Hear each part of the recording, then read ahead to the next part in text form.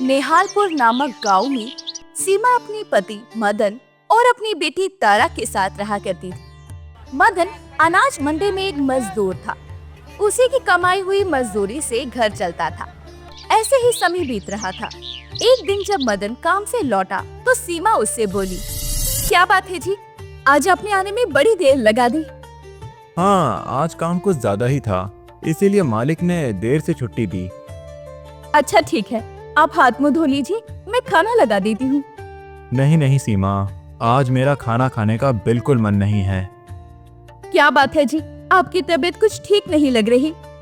आज गेहूं की बोरियां उठाते उठाते शरीर टूट सा गया है। मदन के ऐसा कहने पर सीमा अपने पति को छूकर देखती है तो उसे तेज बुखार था।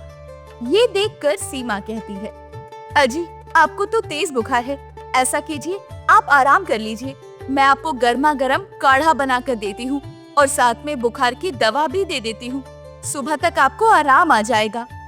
अब सीमा मदन के लिए खाना गर्म करने रसोई में जाती है और खाना गर्म कर मदन को परोसती है, साथ ही बुखार की दवा देकर सुला देती है। रात में जब पूरा गांव सो रहा होता है, मदन का घर भी आराम से नींद ले रहा था। गहरी नींद में सीमा को वही एक सपना आता है जो उसे अक्सर हर महीने की चौथी तारीख यानी चौथ को आया करता।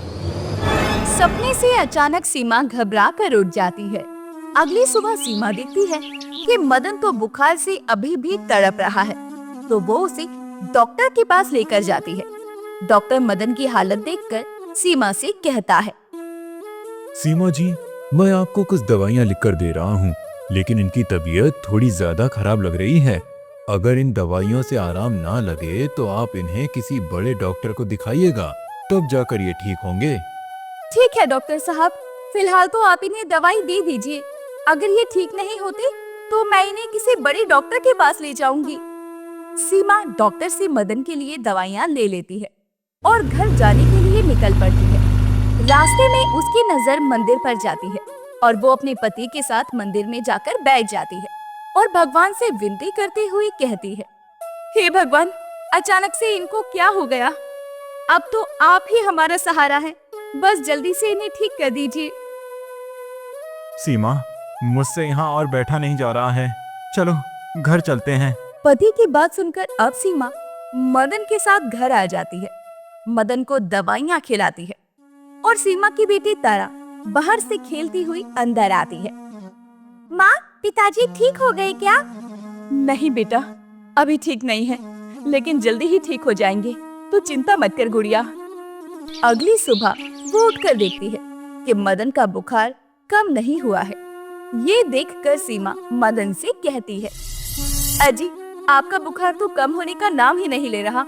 अब हमारे पास इतने पैसे भी नहीं बचे हैं कि आपकी और दवाइयाँ करवा सके। लेकिन माँ, पिताजी की दवाइयाँ खरीदना तो जरूरी है ना, अब हम क्या करेंगे? बेटा, कुछ ना कुछ तो करना ही पड़ेगा। अजी मैं ऐसा करती हूँ, पड़ोस वाली माला दीदी से कुछ पैसे मांग कर ले आती हूँ। क्या पता सीमा, वो हमें और पैसे देगी भी या नहीं, इससे पहले वो हमें काफी उधार दे चुकी है। अजी कोशिश करने में क्या बुराई है, आप आराम कीजिए, मैं अभी आई। अब सीमा अपनी पड़ोसन माला के घर जाती है और उसका दरवाजा खटखटाती है।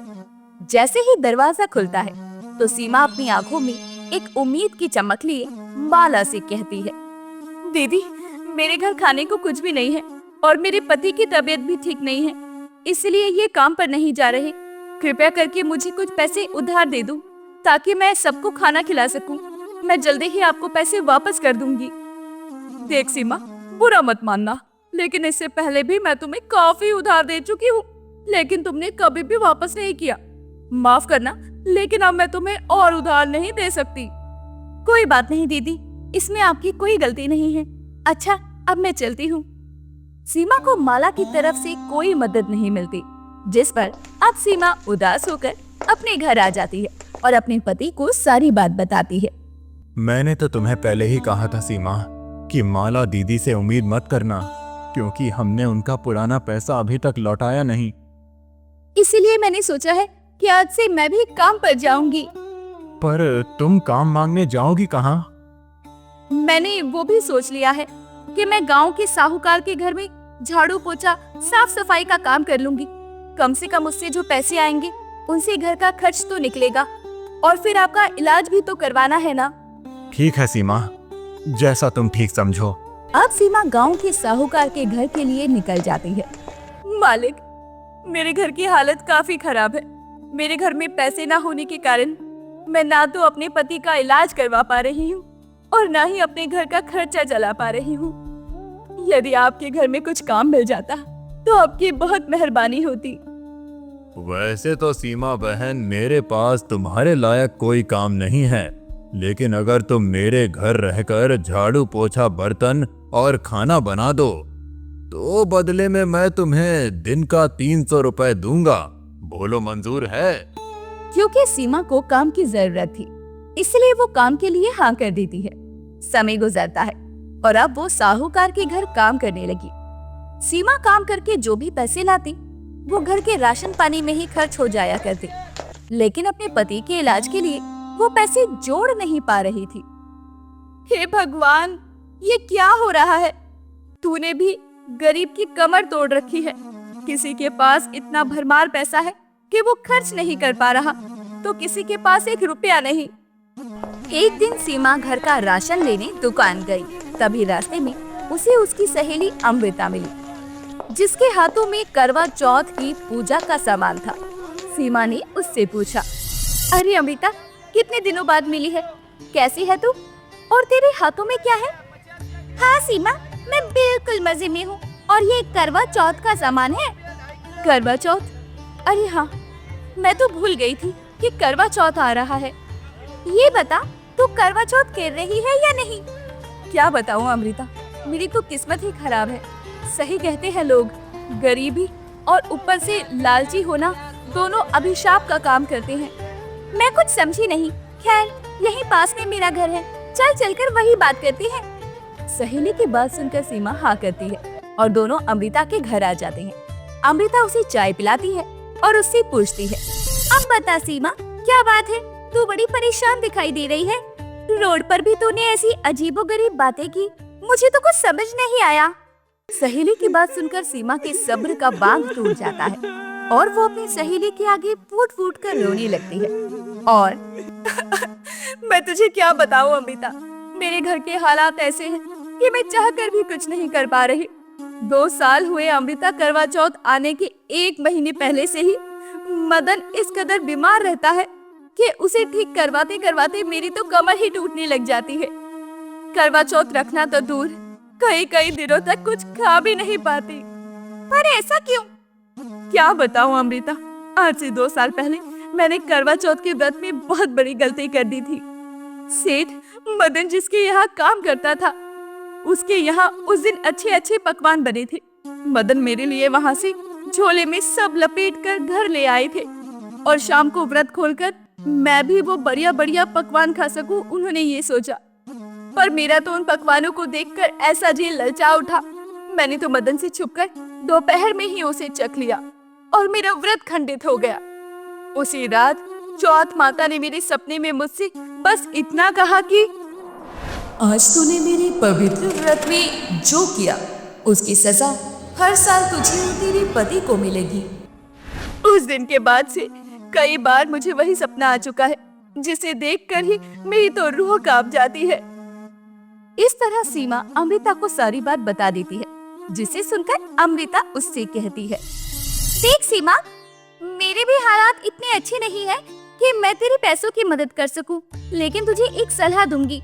उस दिन तूने लालच में आकर व्रत तोड़कर बहुत बड़ी गलती की। सभी औरतें इसे अपने पति की लंबी उम्र के लिए करती हैं। तूने उसे तोड़कर अपने पति की उम्र कम कर दी है। अब बिना किसी देरी किए तू करवा चौथ के व्रत की तैयारी कर और उसी से तेरे पति का बेड़ा पार हो पाएगा। ऐसी बात है तो मैं पूरी निष्ठा से दोबारा करवा चौथ का व्रत रखूंगी। ये सुनकर अमृता वहाँ से अपने कमरे में जाती है और अलमारी से कुछ पैसे निकालकर सीमा को देती है। अमृता, ये क्या है? देख सीमा, मैं तेरी ज्यादा तो नहीं पर इतनी तो मदद कर सकती हूँ कि तेरा व्रत पूरा हो जाए। तो उन पैसों से व्रत का सामान खरीद कर ले आ और करवा चौथ का व्रत पूरा कर। जब तेरे पास पैसे आ जाएंगे तब तो मुझे लौटा देना। सीमा अब अपनी सहेली का धन्यवाद देती है और वहाँ से चली जाती है। अब सीमा सामने की दुकान पर जाती है जहाँ करवा चौथ की पूजा का सामान मिल रहा था। वो उस दुकान से छलनी, सिंदूर, मिठाई और करवा चौथ की पूजा का बाकी सामान भी खरीद लेती है और अपने घर आ जाती है और अपने पति को खुशी खुशी बताती है। सुनिए जी, देखिए, मैं करवा चौथ की पूजा के लिए सारा सामान ले आई हूँ। मैं आपके लिए व्रत रखूंगी और पूजा करूंगी। मुझे पूरा विश्वास है कि करवा चौथ की पूजा के बाद आपकी तबीयत बिल्कुल ठीक हो जाएगी। ये तो बहुत अच्छी बात है सीमा, लेकिन मुझे एक बात समझ नहीं आती। तुम्हारे पास तो थोड़े ही पैसे थे और तुम उन पैसों से राशन लाने वाली थी, तो तुमने पूजा का इतना सारा सामान कैसे खरीदा? सीमा अब अपने पति को सारी बात बताती है, जिसे सुनकर मदन भी खुश हो जाता है। देखते ही देखते 2 दिन गुजर जाते हैं और करवा चौथ के दिन सीमा 4 बजे उठती है तो देखती है कि सरगी के लिए घर में कुछ भी नहीं था, तो वो 1 गिलास पानी पीकर सो जाती है। सुबह उठकर वो अपनी दिनचर्या में लग जाती है। शाम को जब चांद निकलने वाला था तो सभी औरतें नए कपड़े पहनकर तैयार हो जाती है और अपनी छतों पर दिखाई दे रही थी, लेकिन सीमा के पास कोई भी नए कपड़े नहीं थे। उसे देखकर उसका पति बोला, तुम्हारे पास नए कपड़े नहीं हैं तो क्या हुआ? तुम अपनी शादी की साड़ी पहन लो, तुम उसमें बहुत सुंदर लगोगी। सीमा ने अपनी शादी की साड़ी निकाली और उसे पहन लिया। पड़ोस से कुछ फूल तोड़कर ले आई, जिससे उसने गजरा बना लिया और तैयार हो गई। तभी मदन की तबीयत बिगड़ गई। सीमा मदन को लेकर सरकारी अस्पताल पहुंची। वहीं दूसरी तरफ चांद निकल गया था। अब सीमा ने पूरी श्रद्धा से चांद की पूजा के बाद अपने पति की पूजा की और व्रत खोला। थोड़ी ही देर में मदन की सारी रिपोर्ट आ गई और डॉक्टर बोला, सीमा जी, कमाल है, आपके पति की सारी रिपोर्ट नॉर्मल आई है और उनकी तबीयत अब बिल्कुल ठीक हो गई है। शायद ये आपके करवा चौथ के व्रत का ही कमाल है। सुबह आप इन्हें घर ले जा सकती हैं। ये सुनकर मदन और सीमा दोनों बहुत खुश हो जाते हैं। सुबह वो चलकर अपने घर आता है। अगले दिन से मदन काम पर जाने लगता है। इस तरह सीमा और मदन का जीवन अब खुशहाल हो जाता है।